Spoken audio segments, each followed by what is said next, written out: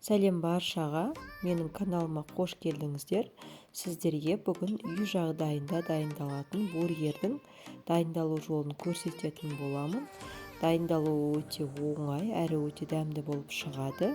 Видеоны соңына дейін қараңыздар.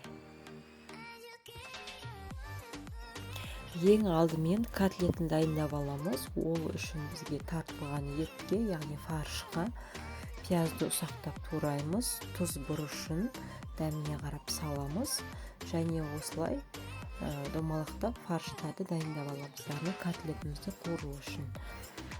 Рецептің толық жазбаша нұсқасын видеоның астында қалдыратын боламын, сол жерден қарап көрсеңіздер болады.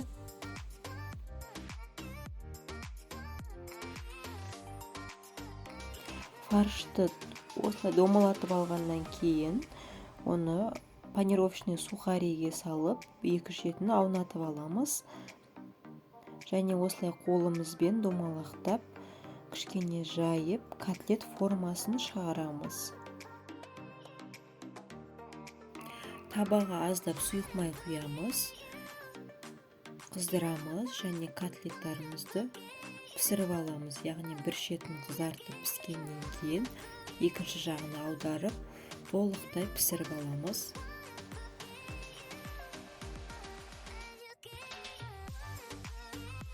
Бізге керек болады котлет, біз оны дайындап алдық.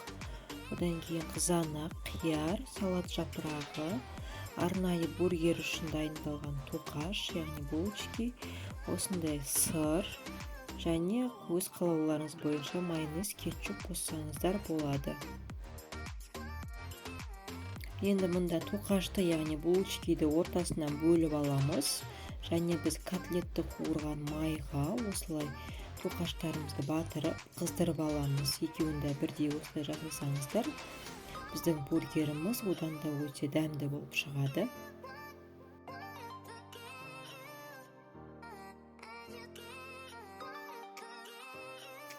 Енді бургерді жинаймыз.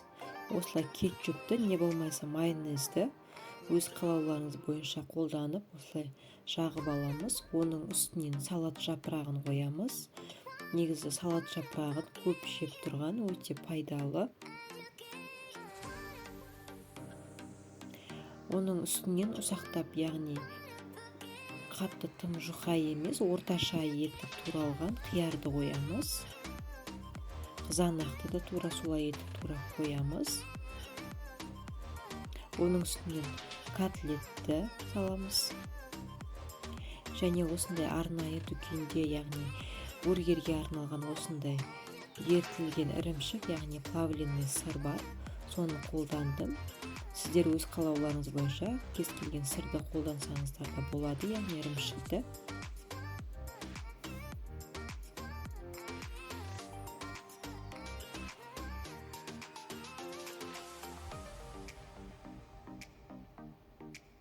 Осылай қойып алғаннан кейін үстінен соңғы екінші тоқаштың бөлігін қойып, осылай бургерларымызды жинап аламыз.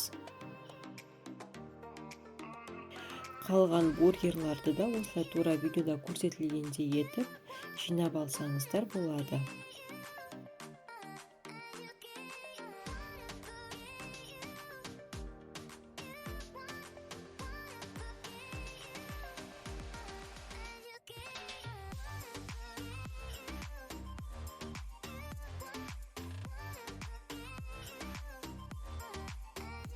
Міне біздің үй жағдайында дайындаған бургерларымыз дайын болды. Осылай әп-әдемі, дәмі өте керемет және дүкендегіден еш айырмашылығы жоқ.